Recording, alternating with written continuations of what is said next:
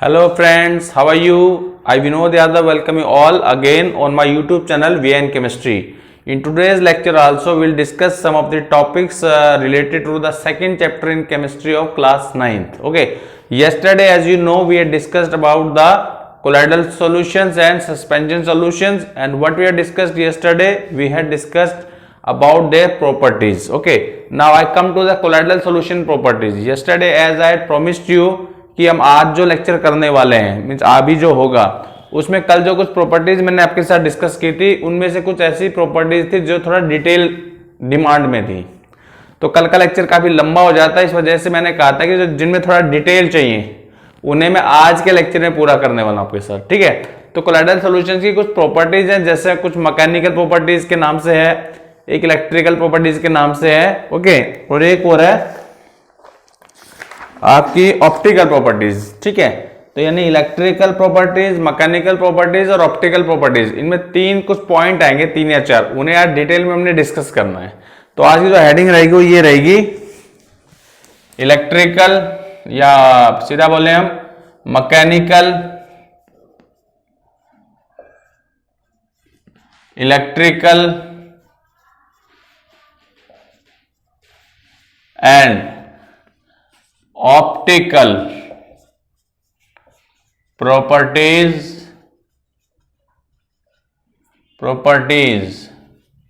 of colloidal solutions। Topic समझ में आ गया होगा आपको आज हम क्या डिस्कस करने वाले हैं, और फिर जैसे ही ये टॉपिक पूरा होगा उसके बाद फिर फाइनली मैं आपके साथ ट्रू सॉल्यूशन, कोलाइडल सॉल्यूशन और सस्पेंशन का डिफरेंशिएट करूंगा आज ही के लेक्चर में। ठीक है जी, ओके, हम लोग स्टार्ट करने वाले हैं। तो पहली प्रॉपर्टी जो डिस्कस करेंगे, मैं हेडिंग डाल रहा हूं मैकेनिकल प्रॉपर्टीज,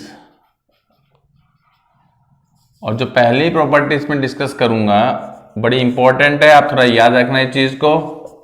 उसका नाम है ब्राउनियन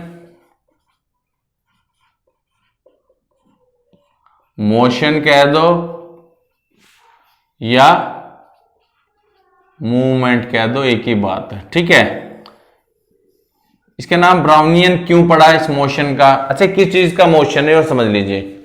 जो कोलाइडल पार्टिकल्स है ना, कोलाइडल सॉल्यूशन में जो सोल्यूट पार्टिकल्स हैं, डिस्पर्स फेज के जो पार्टिकल्स हैं, कोलाइडल पार्टिकल्स, उनकी मूवमेंट का नाम दिया गया ब्राउनियन मोशन। क्या नाम दिया गया?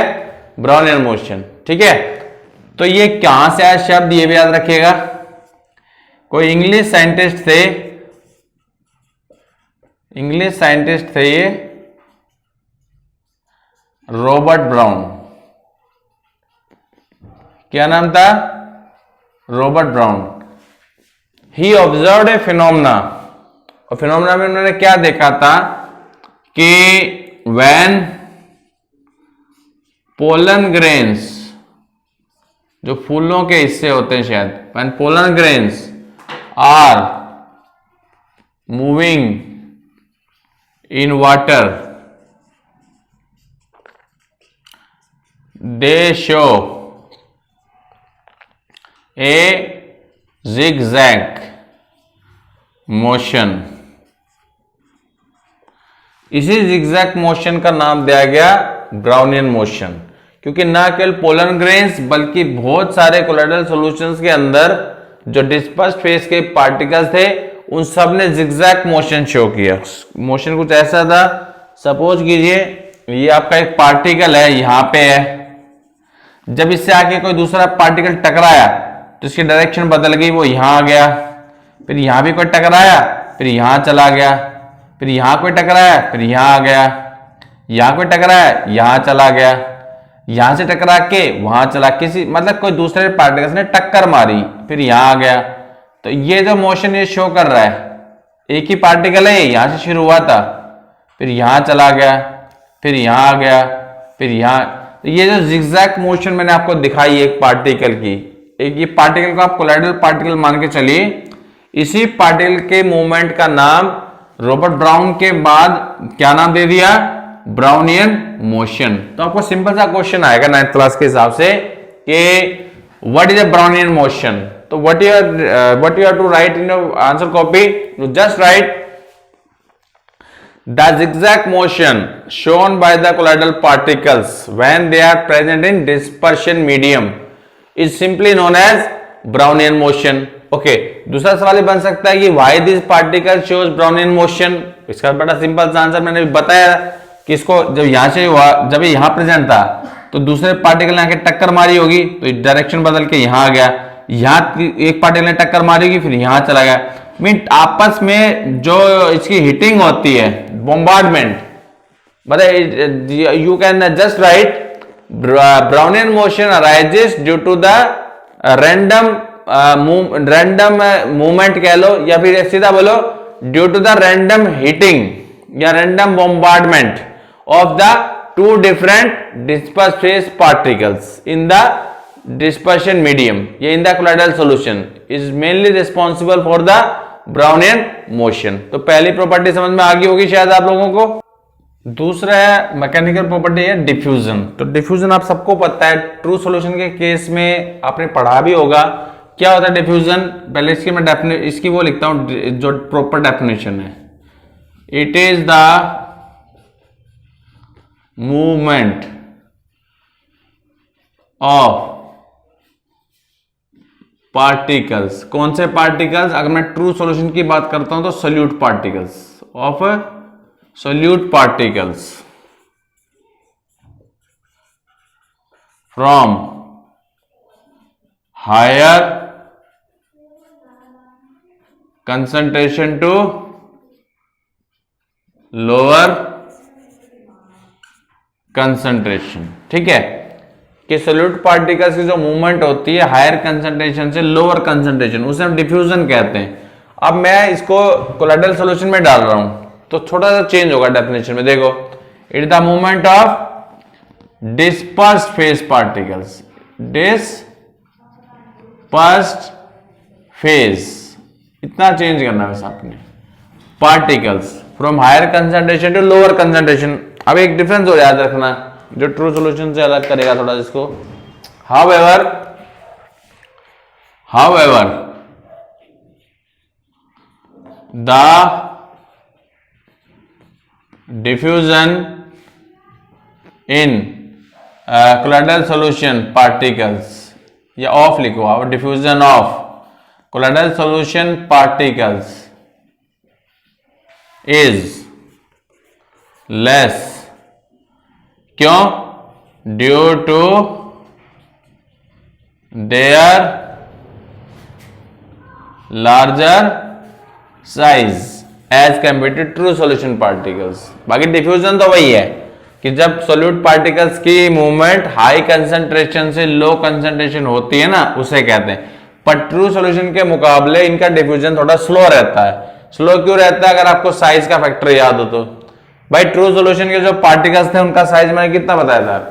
1 नैनोमीटर से कम, और कोलॉइडल सॉल्यूशन का क्या बताया था? 1 से ज्यादा, 1 से लेके 100 नैनोमीटर था। ओके, इस वजह से उनका डिफ्यूजन स्लो रहता है। ये हो गई आपकी दूसरी प्रॉपर्टी। ठीक है, नेक्स्ट जो मैकेनिकल प्रॉपर्टी है वो है सेडिमेंटेशन। क्या है? सेडिमेंटेशन। सेडिमेंटेशन का बड़ा सिंपल सा अर्थ मैं अगर लिखूं तो क्या होता है? Settling of particles, settling of particles, नीचे बैठ जाना सॉल्यूशन में से। ठीक है, देखो अब क्या होता है कि almost colloidal solutions are stable. बताया भी था कल प्रॉपर्टी से समझाई थी कि स्टेबल क्यों होते हैं, लेकिन but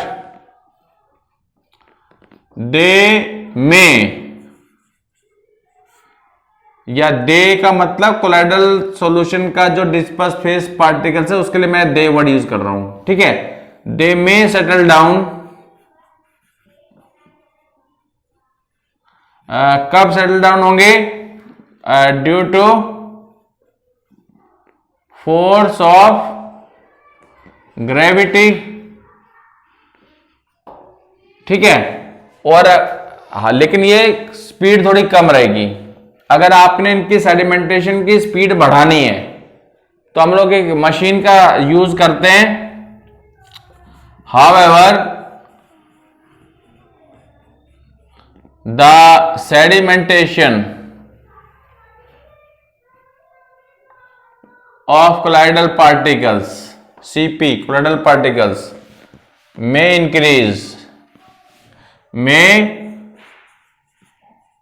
increase if colloidal solution is centrifuge। Centrifuge का मतलब क्या होता है वो समझ लीजिए आप लोग। सेंट्रीफ्यूज का मतलब होता है अगर हम सॉल्यूशन को स्पीड पे घुमाएंगे, काफी स्पीड पे घुमाएंगे। आज जैसे हमारे घर में मम्मी या दादी जो भी मक्खन जो निकालती थी दही से, तो क्या करते थे, उसे रई से घुमाते थे ना स्पीड से। तो घुमाने से क्या होता है, उस बटर के अंदर, सॉरी उस कर्ड के अंदर जो फैट होता है वो इकट्ठा होकर ऊपर आ जाता है, इकट्ठा होकर ऊपर आ जाता है। उसे एक तरह से हम सेडिमेंटेशन या कोएगुलेशन शब्द भी इस्तेमाल कर सकते हो। कोएगुलेशन का मतलब होता है इकट्ठे हो जाना, और वैसे सेडिमेंटेशन का मतलब नीचे बैठ जाना। तो कोलाइडल पार्टिकल्स, कोलाइडल सॉल्यूशंस अलग अलग टाइप के थे। तो कुछ केस में आप देखोगे कि कोलाइडल पार्टिकल्स कोएगुलेट होने के बाद नीचे बैठ जाते हैं, जिसे हम सेडिमेंटेशन कह देते हैं। और बटर जैसे केस में वो इकट्ठे होकर ऊपर आ जाते हैं बटर मिल्क के। तो it's all about centrifugation, speed से घुमाना। स्पीड से घुमाने के बाद आपके जो कोलाइडल पार्टिकल्स हैं दे मे अंडरगो सेडिमेंटेशन। तो ये आपकी तीन थी मैकेनिकल प्रॉपर्टीज जो आपको ध्यान रखनी है। वैसे जो पहले वाली थी ब्राउनियन मोशन वो इंपॉर्टेंट है, उसका प्लीज आप ध्यान रखिएगा अच्छे से, ठीक है जी। क्लियर हो गया। अब इलेक्ट्रिकल प्रॉपर्टीज से पहले इसको कर लेते हैं, इंपॉर्टेंट है ऑप्टिकल प्रॉपर्टीज। मैंने कर दी अंडरलाइन एक तरह से। क्या डिस्कस करने वाले हैं, ऑप्टिकल प्रॉपर्टीज। अब ऑप्टिकल प्रॉपर्टीज में एक प्रॉपर्टी उन्होंने दे रखी है, उसका मैं हेडिंग डाल रहा हूं टिंडल इफेक्ट। काफी इंपॉर्टेंट है, इसे ध्यान से पढ़ लीजिएगा बुक से भी आप लोग। ये होता है क्या है, इसे पढ़ाने से पहले एक डायग्राम मुझे बनाना पड़ेगा, उसे डायग्राम को पहले मैं बना लेता हूं, तब तक आप ध्यान से इसको देख लेना, ठीक है जी। देखिए डायग्राम आपके सामने है। यहां मैंने डायग्राम में क्या किया, ये टॉर्च है, लाइट जलाई जा रही है, ठीक है। तो लाइट को दो सॉल्यूशंस में से एक साथ पास करवाया जा रहा है। ये दोनों बी के ग्लास के हैं। पहला जो सॉल्यूशन है ट्रू सॉल्यूशन है, दूसरा सॉल्यूशन कोलाइडल सॉल्यूशन है। और इनको ऊपर से देखा जा रहा है। कहां से देखा जा रहा है, ऊपर से देखा जा रहा है। क्लियर हो गया। तो जब ऊपर से ट्रू सॉल्यूशन को देखा गया तो लाइट पास तो हो रही है, क्योंकि अगर यहां लाइट दिखाई दे रही है तो ऑब्वियसली लाइट सॉल्यूशन में से तो आ रही है, लेकिन ऊपर से देखने पर सॉल्यूशन के अंदर लाइट दिखाई नहीं देती है, ठीक है। लेकिन जब इसी लाइट को आगे कंटिन्यू किया गया, जब इस लाइट को कोलाइडल सॉल्यूशन में से पास किया गया तो लाइट का पाथ विजिबल है, बिल्कुल समझ गए। इसी इफेक्ट को बोलते हैं टिंडल इफेक्ट। क्या बोलते हैं, टिंडल इफेक्ट। क्या बोलते हैं, टिंडल इफेक्ट। मतलब अगर मैं डेफिनेशन लिखता हूं टिंडल इफेक्ट की, तो इसका मतलब क्या होगा, देखो it is the visibility of the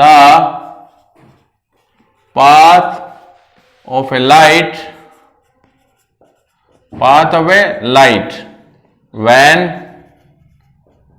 it is passed through a colloidal solution.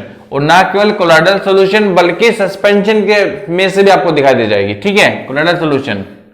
इसी को हम टिंडल इफेक्ट कहते हैं। अब टिंडल इफेक्ट क्यों सामने आता है या क्यों इस लाइट के पाथ आपको दिखाई देता है, उसका रीजन भी आप इसमें नोट डाउन कर सकते हैं। इट इज ड्यू टू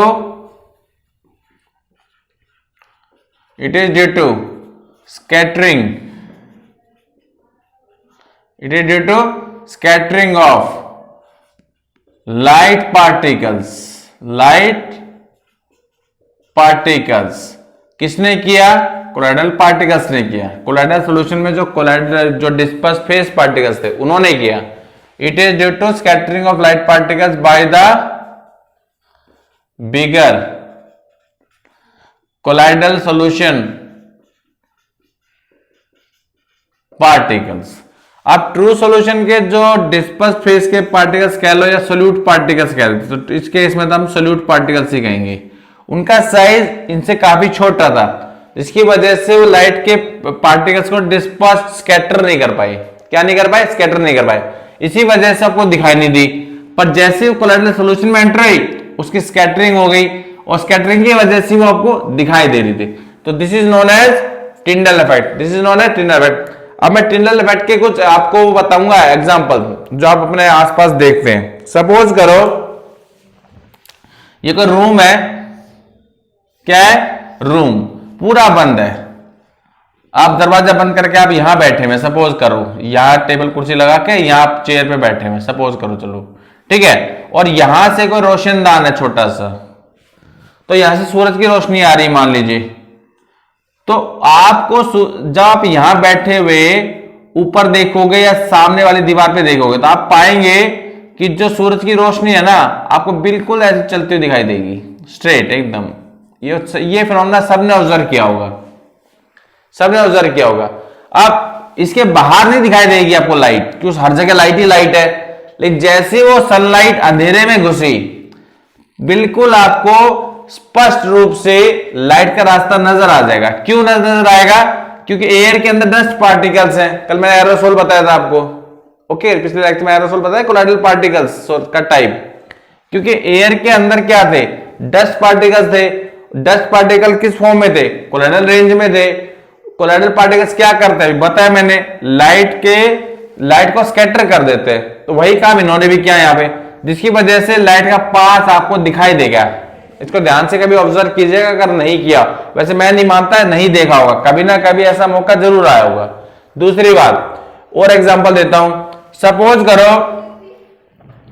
आप घने जंगल में से जा रहे हैं, डार्क डेंस फॉरेस्ट में से, तो पूरी छाएं छाएं मिलेगी आपको, लेकिन कहीं ना कहीं से आपको धूप दिखाई देगी नीचे गिरती हुई, इस तरीके से पार्ट्स में। कोई रे यहां से आ रही है, कोई वहां से आ रही है, कि थोड़ा बहुत तो जगह होगी कहीं ना कहीं से पेड़ों के बीच में से, ठीक है। तो वो सब क्यों दिखाई दे रही है आपको? क्योंकि वहां भी एरोसोल ही है, एयर में डस्ट पार्टिकल्स थे। वो लोग क्या कर रहे हैं? वो लाइट को स्कैटर कर पा रहे हैं, जिसकी वजह से आपको उसका पाथ दिखाई देता है। ये दो बड़े सिंपल से एग्जांपल्स हैं जो आप टिंडल इफेक्ट के एग्जांपल्स में पुट कर सकते हैं। और भी मैं कुछ एग्जांपल देखता हूं। एक और एग्जांपल आया, देखो याद। सपोज करो हम सिनेमा हॉल में गए हैं पिक्चर देखने के लिए। क्या देखने? पिक्चर देखने। यहां पर्दा होता है, सपोज करो। और कभी अपने जब सिनेमा हॉल में जाए, मॉल में जाए, कभी भी जाए, जब पिक्चर चल रही है ऊपर की साइड देखना है भाई, बिल्कुल अपने राइट एंगल ऊपर, तो आपको वहां भी आपको लाइट दिखाई देगी। प्रोजेक्टर जो लाइट डालता है यूं फैला के डालता है पूरे पर्दे पे ताकि लाइट आ जाए, ये रास्ता आपको बिल्कुल दिखाई देगा। लाइट का ये रास्ता आपको बिल्कुल दिखाई देगा। क्यों? क्योंकि सिनेमा हॉल के अंदर जो अंधेरा था, एयर थी, उसमें डस्ट पार्टिकल्स थे। वो डस्ट पार्टिकल आपको घूमते भी दिखाई दे जाएंगे, वो भी जिगजैग, वो लोग भी ब्राउनियन मोशन शो कर रहे होते हैं अगर आप ध्यान से ऑब्जर्व करोगे तो ये तीन एग्जांपल किसके हैं? ये तीनों एग्जांपल कोलाइडल सॉल्यूशंस की ऑप्टिकल प्रॉपर्टीज के अंदर जो टिंडल इफेक्ट है उसके हैं तीनों एक्जांपल। तो हो गया होगा क्लियर शायद अभी आपको। ओके, अगली है आपकी इलेक्ट्रिकल प्रॉपर्टीज। इसका मतलब क्या है? देखिए सिंपल सी बात है। यहाँ पे वैसे तो मैं आपको एक मेन चीज बताऊंगा इलेक्ट्रोफोरेसिस करके, पर उससे पहले बताऊंगा इसका मतलब क्या इलेक्ट्रिकल प्रॉपर्टीज। इसका मतलब ये है कि जो कोलाइडल सॉल्यूशन के अंदर जो कोलाइडल पार्टिकल्स होते हैं ना, उनका अपना कुछ चार्ज होता है। कुछ कोलाइडल सॉल्यूशंस में देखा गया है कि उनका चार्ज पॉजिटिव होता है, कुछ में देखा गया है नेगेटिव होता है। अब ये चार्ज अपीयर क्यों होता है इसको समझ लीजिए एक बार। देखिए, जब कोलाइडल पार्टिकल्स डिस्पर्शन मीडियम के अंदर तैर रहे होते हैं, मूवमेंट कर रहे होते हैं, तो इससे क्या होता है? वो उसका रगड़ रहे होते हैं, किसके साथ? डिस्पर्शन मीडियम के जो पार्टिकल्स है उनके साथ रब कर रहे होते हैं। रबिंग से चार्ज पैदा होता है। रबिंग से क्या पैदा होता है? चार्ज पैदा होता है। तो जितने भी कोलाइडल पार्टिकल्स हैं, जितने भी डिस्पर्स फेस के पार्टिकल्स हैं, आपस में रगड़ने की वजह से, आपस में आई मीन टू से डिस्पर्शन मीडियम के साथ रगड़ने की वजह से उनमें कोई ना कोई चार्ज पैदा हो जाता है। तो कुछ केस में देखा गया वो चार्ज पॉजिटिव होता है और कुछ केस में देखा गया नेगेटिव होता है। I just want to say that some of the colloidal particles of a colloidal solution are positively charged, while in case of other colloidal solution they are negatively charged. तो मैंने कुछ examples लिखे हैं, आप लोग NTSC point of view से इन्हें थोड़ा याद रखना कि कौन कौन से colloidal solutions है जिनके पार्टिकल्स पॉजिटिवली चार्ज होते हैं, कौन कौन से ऐसे colloidal solutions है जिनके चार्ज नेगेटिव होते हैं। तो पॉजिटिव वाले आपके सामने रखे, जैसे मैंने हीमोग्लोबिन, जो आपके ब्लड में मिलता है। ओके, हीमोग्लोबिन एक पॉजिटिव चार्ज कोलाइडल पार्टिकल है। इसके अलावा कुछ मेटल्स के हाइड्रोक्साइड्स होते हैं, जैसे एल्युमिनियम है, आयरन है, कैल्शियम है, इनकी हाइड्रोक्साइड्स, ये सारे कैसे पॉजिटिवली चार्ज है। कैसे पॉजिटिवली चार्ज है। अब नेगेटिवली चार्ज कौन कौन से हैं? जो कॉपर मेटल है, सिल्वर मेटल है, गोल्ड मेटल है, इनके जो कोलाइडल रेंज के जो पार्टिकल्स हैं, they all are negatively charged, they are negatively charge. इसके अलावा कुछ सल्फाइड्स भी हैं, जैसे कैल्शियम सल्फाइड है, एक में बोलिए आर्सेनिक सल्फाइड भी होती है। इसके अलावा कुछ और कंपाउंड्स हैं, कुछ सब्सटेंस जैसे जिलेटिन है, क्ले है, मड है, ये सारे कैसे नेगेटिवली चार्ज्ड हैं। अब ये पता कैसे लगाए कि कुछ पॉजिटिव है कुछ नेगेटिव है? तो उसके लिए एक प्रोसेस होता है, डिटेल में आप 12th क्लास में पढ़ेंगे। प्रोसेस का नाम है इलेक्ट्रोफोरेसिस। क्या नाम है बेटे? इलेक्ट्रोफोरेसिस। इसमें करते क्या है लोग? इसमें करते ये है कि एक बीकर लिया, क्या लिया? एक बीकर लिया, बीकर में कोई भी कोलाइडल सॉल्यूशन उन्होंने डाल दिया। सपोज करो ये कैल्शियम हाइड्रोक्साइड का सॉल्यूशन लेकर के बना के डाल दिया। क्या इसके अंदर कैल्शियम हाइड्रोक्साइड का एक्वा सॉल्यूशन है, ठीक है। फिर साथ में दो लगाए इलेक्ट्रोड्स। क्या लगाए? दो इलेक्ट्रोड्स लगाए इन्होंने।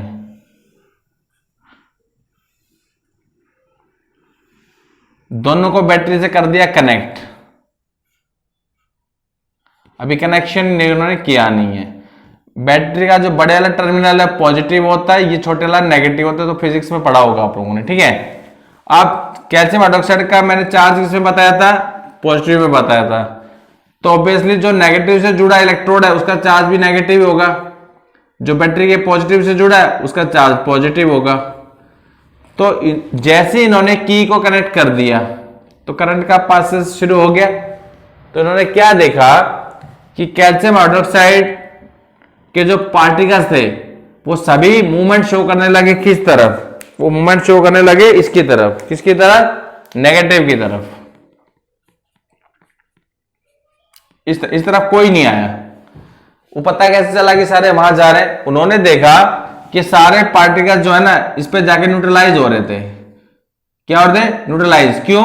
क्योंकि ये तो चार्ज नेगेटिव, तो ये जो नेगेटिव इलेक्ट्रोड है इसको अट्रैक्ट कर रहा है। किसको? पार्टिकल्स को। किसको अट्रैक्ट कर रहा है? पार्टिकल्स को। देखो एरो उस तरफ मैंने बनाया है। इससे क्या सिद्ध होता है? इससे ये सिद्ध होता है कि जो कैल्शियम हाइड्रोक्साइड का जो आपने सॉल्यूशन लिया था ना उसका चार्ज पॉजिटिव है। कैसा चार्ज है? पॉजिटिव है। तभी तो इस तरफ अट्रैक्ट हो रहा है नेगेटिव के पास। फिर अट्रैक्ट होने के बाद यहां जाकर उसका चार्ज न्यूट्रलाइज हो रहा है। न्यूट्रलाइज होने के बाद वो कुछ तो यहाँ इकट्ठे हो गए इसके ऊपर और कुछ नीचे गिर गए आपके, जबकि पॉजिटिव इलेक्ट्रोड के नीचे कुछ नहीं देखा गया, क्रॉस लगाया है। इससे बिल्कुल सिद्ध हो गया कि जो कैल्शियम हाइड्रोक्साइड का सॉल्यूशन है वो अपने आप में एक पॉजिटिवली चार्ज कोलाइडल सॉल्यूशन है। ऐसे अगर आप कोई नेगेटिव का उदाहरण लेते हैं, मान लो कैल्शियम सल्फाइड का सॉल्यूशन बना के मैंने इसमें डाल दिया, तो अभी एरोज की डायरेक्शन बदल जाएगी। अब जो पहले एरोज उस तरफ जा रही थी नेगेटिव की तरफ, अब वो एरोज किस तरफ आएंगी? पॉजिटिव की तरफ आएंगी। एरोज का मतलब पार्टिकल्स पॉजिटिव की तरफ आ रहे हैं और यहां के न्यूट्रलाइज हो रहे हैं, और न्यूट्रलाइज होने के बाद वो यहां गिर रहे हैं नीचे, यहां कुछ नहीं मिलेगा आपको। इससे क्या प्रूव हुआ? इससे ये प्रूव हुआ कि जो कैल्शियम सल्फाइड के जो पार्टिकल्स थे इनकी जो मूवमेंट थी पॉजिटिव इलेक्ट्रोड की तरफ, इसका मतलब ये नेगेटिवली चार्ज आपके क्या थे? कोलाइडल पार्टिकल्स थे। इसी प्रोसेस ये जो मूवमेंट होती है ना कोलाइडल पार्टिकल्स की towards the opposite electrode depending upon their opposite charge, it is simply known as electrophoresis. क्या कहते हैं इसको? इलेक्ट्रोफोरेसिस। अब एक और प्रॉपर्टी जो आपके साथ डिस्कस करनी है मैंने, ठीक है जी। एक और प्रॉपर्टी आपकी वो जो ने हेडिंग में लिखी नहीं है, कोएगुलेशन। कोएगुलेशन आप सिंपल हिंदी में समझिए पहले कोएगुलेशन का मतलब क्या होता है। मैं लिखे देता हूं, इकट्ठा होना और इकट्ठा होके जुड़ जाना और जुड़ के हो जाएंगे भारी। समझ गए मेरी बात आप लोग। कई छोटे छोटे पार्टिकल जो अलग अलग पड़े थे ना, किसी कारण से वो सब इकट्ठे हो गए और एक बड़ा पार्टिकल आपके सामने एस्टेब्लिश हो गया, उसे हम कोएगुलेशन कहते हैं। अब कोलाइडल पार्टिकल्स जो छोटे छोटे रेंज में थे वो इकट्ठे कैसे हुए, मतलब सस्पेंशन के लेवल में आ गए एक तरह से। वो इस वजह से हुए, अगर हम लोगों ने कोलाइडल सॉल्यूशन के अंदर कोई इलेक्ट्रोलाइट डाल दिया, सपोज करो मैंने किसी भी कोलाइडल सॉल्यूशन के अंदर कोई इलेक्ट्रोलाइट डाल दिया, इफ एन इलेक्ट्रोलाइट का मतलब साल्ट, बैटरी कैन से जिसमें पॉजिटिव चार्ज भी होता है नेगेटिव चार्ज भी होता है। If electrolyte is added to A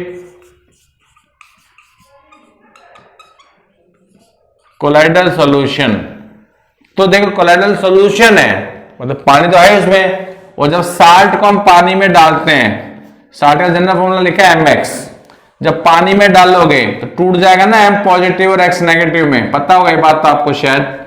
okay, तो जब इलेक्ट्रोलाइट को आप डालते हैं कोलाइडल सॉल्यूशन में, देन द कोलाइडल पार्टिकल्स, जो डिस्पर्स फेस के जब पार्टिकल्स थे उनका कुछ चार्ज भी होता होगा, ओके, विल अट्रैक्ट या विल अट्रैक्टेड टूवर्ड्स, या तो वो अट्रैक्ट करेंगे या ये अट्रैक्ट होंगे, काम दोनों ही होने। Will attract the oppositely charged ion of the electrolyte. तो जो कोलाइडल पार्टिकल का जो चार्ज होगा वो अपने चार्ज के जो अपोजिट चार्ज आयन है जो इसने साल्ट ने दिया उससे अट्रैक्ट करेंगे अपने पास, and then gets neutralise,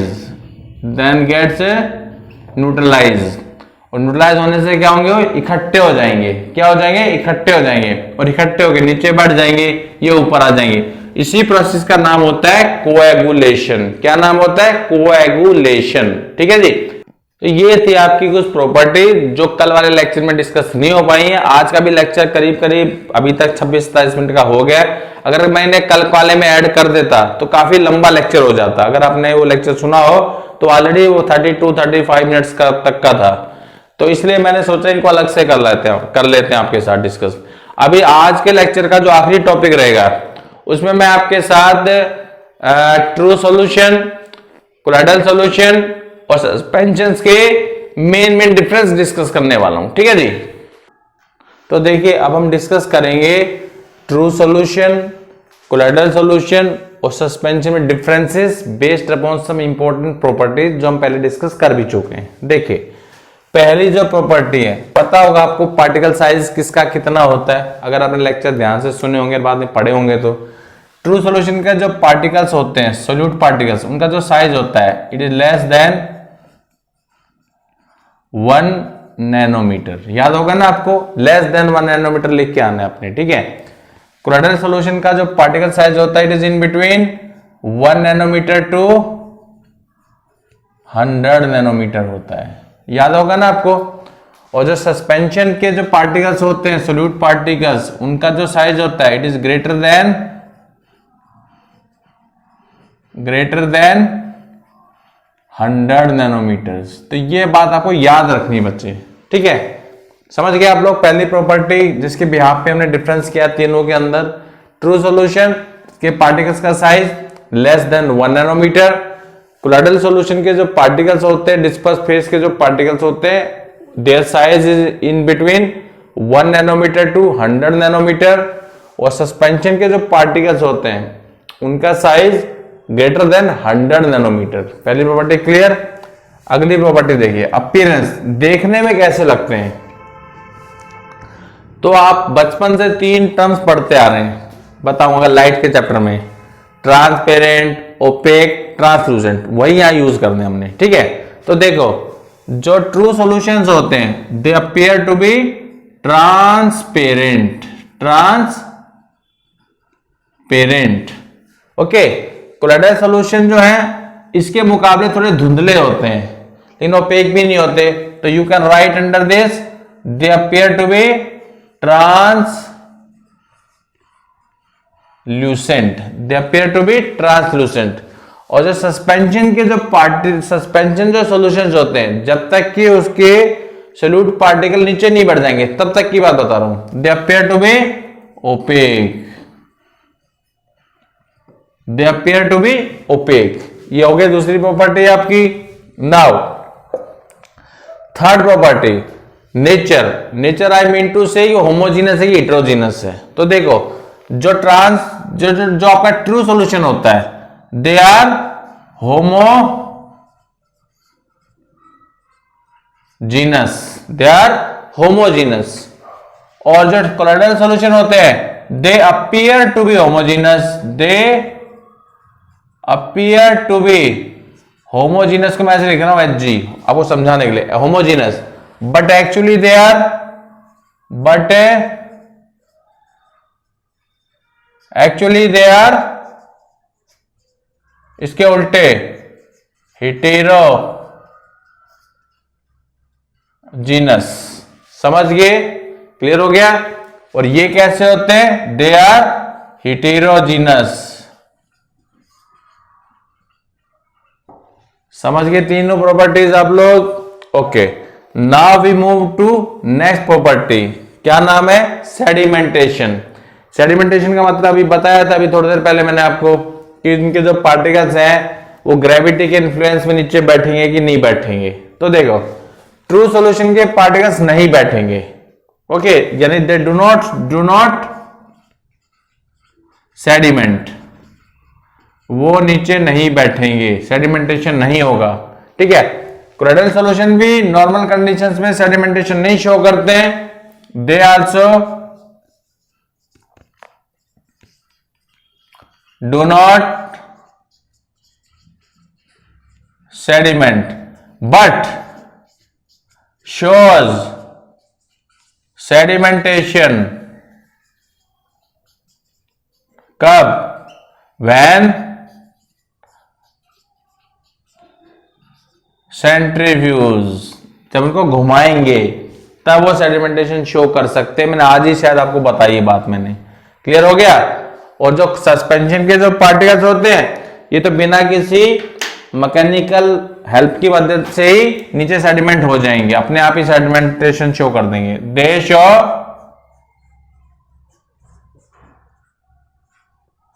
sedimentation.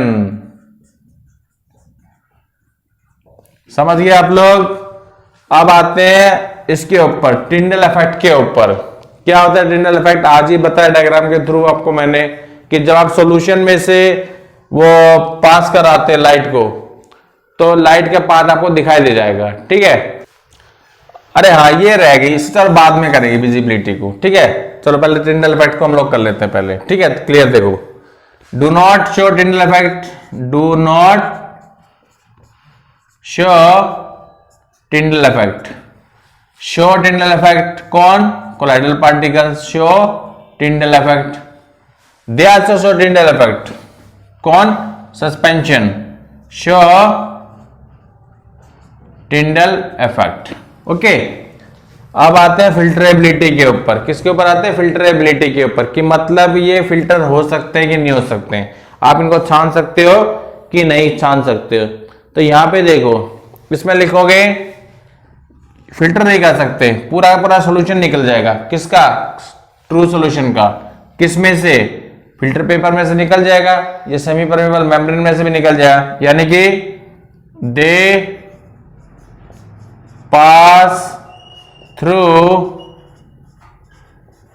Ordinary filter paper और सेमी परमेबल मेम्ब्रेन, ओके।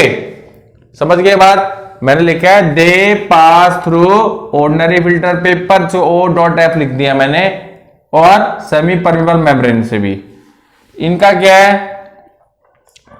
दे pass through ordinary filter paper, इसमें से तो निकल जाएंगे, but the disperse phase, DP का मतलब यहां पे डिस्पर्स फेस में बता रहा हूं, disperse phase particles do not pass through semi permeable membrane. समझ गए आप बात आप बेटा जी? ये जो मैंने लिखी है, देखो मैंने लिखा है कि जो आपके कोलोइडल सॉल्यूशन के जो डिस्पर्स फेस के जो पार्टिकल्स होते हैं ना, वो ऑर्डिनरी फिल्टर पेपर में से तो पास हो जाएंगे, लेकिन वो सेमी परमेबल मेम्ब्रेन जो आपकी सेल मेम्ब्रेन वगैरह जो होती है उनमें से पास नहीं हो पाएंगे। अब यहां इनकी जहां तक बात है, सस्पेंशन की बात है, they do not pass through ordinary filter paper. ये होगी आपकी 6। अब विजिबिलिटी का आप सुन लीजिए मेरे से एक बार, या चलो इसको मिटा देता हूं, थोड़ा सा जो एक्स्ट्रा लिखा हुआ है ना मैंने यहाँ पे, ये जो थोड़ा सामने आ गया था हमारा जब मैंने अब सेडिमेंटेशन बताई थी, यही हट रहा है इसके सामने। तो देखो बेटा जी, समझ गए थे ना इस बात को, तो कि वो सेडिमेंटेशन नहीं शो करेंगे कौन, कोलोइडल सॉल्यूशन, लेकिन सेंट्रीफ्यूगेशन जब करेंगे तो सेडिमेंटेशन शो कर देंगे। इसको मैंने मिटा दिया है। तो पहले विजिबिलिटी की बात कर लेते हैं, ठीक है। देखो विजिबिलिटी का मतलब क्या है? विजिबिलिटी का मतलब इन सॉल्यूशंस के जो सोल्यूट पार्टिकल्स हैं, इन सॉल्यूशंस के जो सोल्यूट पार्टिकल्स है, तो और कोलोइडल सॉल्यूशन के केस में सोल्यूट पार्टिकल्स क्या कराते हैं? डिस्पर्स फेस के पार्टिकल्स, उनकी विजिबिलिटी की बात हो रही है सॉल्यूशन के अंदर। तो देखो the particles are not visible.